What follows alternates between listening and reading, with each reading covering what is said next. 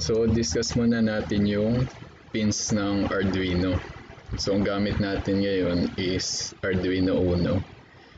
So, syempre meron siyang 5 volts na VCC tsaka ground. Tapos, dito tayo magpo-focus sa digital pins from 0 to 13. Meron din siyang analog. Pag sinabi nating analog, ito yung nagbabago-bago na signal depende dun sa source.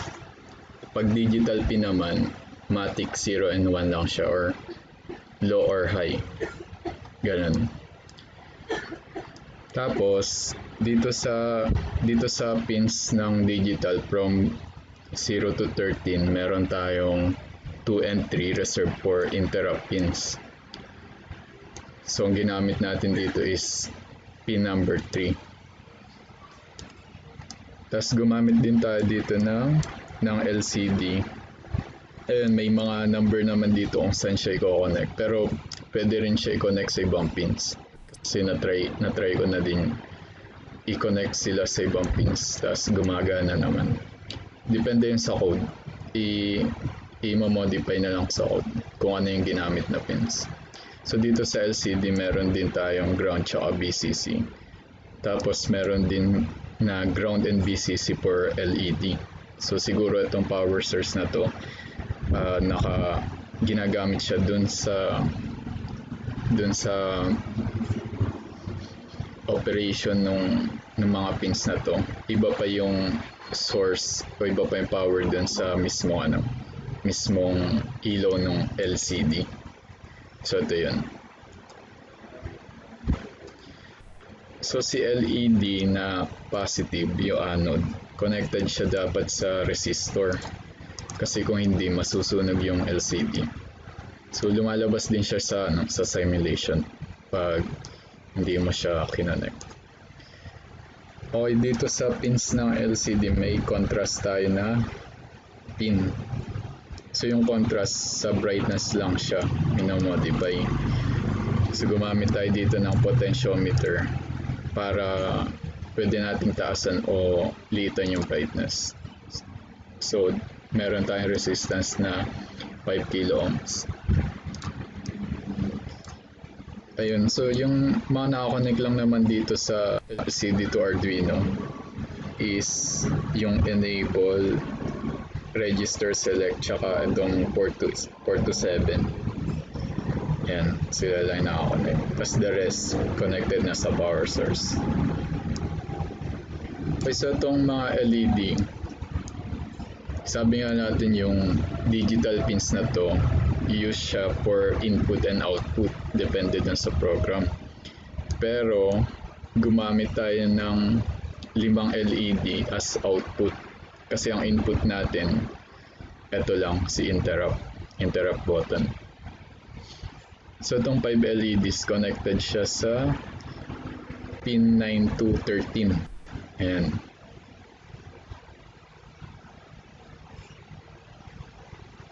So lahat yung connected sa ano. Ang nakakonect is yung positive na pin ng LED. Ayun, tas si button connected siya sa pin 3. Pin 2 and pin 3 reserved for interrupt. Then dun sa code na ginawa ko, meron siyang mode na rising. Pag sinabing rising, from 0 volts or from low to high, dun siya magti-trigger o dun niya tatawagin yung function. So sa makikita nyo dito sa button, itong line na to is connected. Itong line na to connected. So makikita nyo si pin 3 directly connected siya sa ground na may resistor. So pag ipupush natin yung button, syempre may resistor to, tapos to wala. So mas malakas yung power ng VCC, kaya ang input niya magiging from ground to positive. And pag pinindot natin to, mag-short tong dalawa. So magiging positive, from ground to positive. Tapos naglagay din tayo dito ng buzzer para dun sa warning state pa yung yellow bulb. Okay, so punta naman tayo sa codes. So dito nga sa codes, kung ano yung ginamit na pins for LCD, siya yung i-initialize mo dito sa liquid crystal na variable sa Arduino. So gumamit tayo ng pin 1 dito, pin 8, tsaka yung 4 to 7. So si pin 8 connected kay enable. And tas dito rin natin ma-modify kung anong klaseng mode yung paggagamitan natin sa pin. So yung ginamit nga natin sa 5 bulb o 5 LED from 9 to 13, ginamit natin siya as output. And then yung pin 3, ginamit natin siya for interrupt. Kasi interrupt pins naman yan 2 and 3. So ito yung code. Yung syntax nito, attach interrupt, ito yung unang parameter dito sa attach interrupt is yung number ng pin. Yung pangalawa is yung function na i-call niya kapag napindot yung pin. Tapos yung pangatlo kung anong mode siya magti-trigger. Kung rising from 0 volts, ayun nga from ground, tapos pag pinindot magpa-positive siya. So dun niya lang iti-trigger yung function na to. So itong PD wash push, isa siyang function. Ito yan.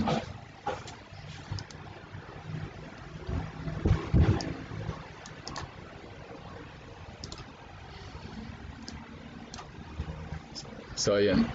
So dito sa program, kapag naka-red state or naka-stop state, mapupush lang si button if equals to 10 or less than yung timer. Pag naka-go state naman, mapupush lang si button within 11 to 20. Tapos, since yung button is for pedestrian priority, sa stop state, ma-extend yung time ng stop state by adding 20. So, naka-modify yan sa program.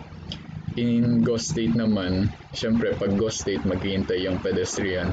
So, ang inallow natin na time is within 11 to 20.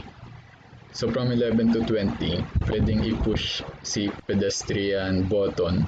Tapos, yung time niya magdi-decrease to 10 seconds para mas mapabilis yung time ng go state. Mas mapabilis din yung pag-iintay ng pedestrian.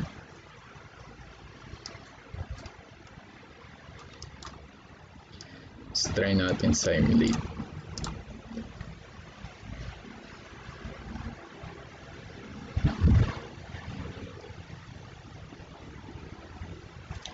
So ito yung potentiometer pang brightness lang.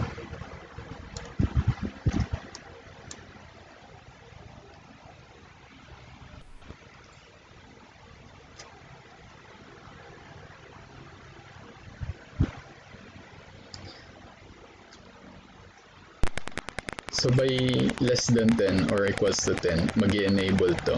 So it means pwedeng i-push natin si pedestrian button.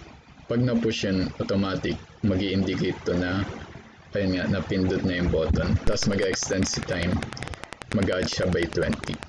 So isang beses lang siya every event. Okay, naka-go state naman, iilaw lang to within 11 to 20 seconds. Yan. So pag pinindot natin to, automatic, yung time magiging 10.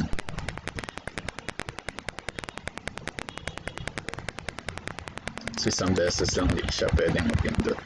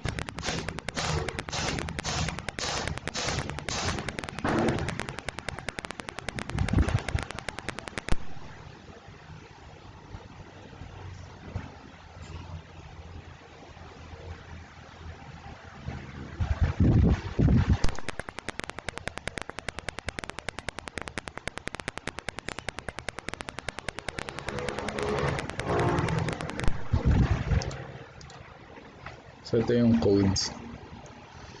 So initialize ko yung limit at saka yung time by 30 and 800. Ito by milliseconds.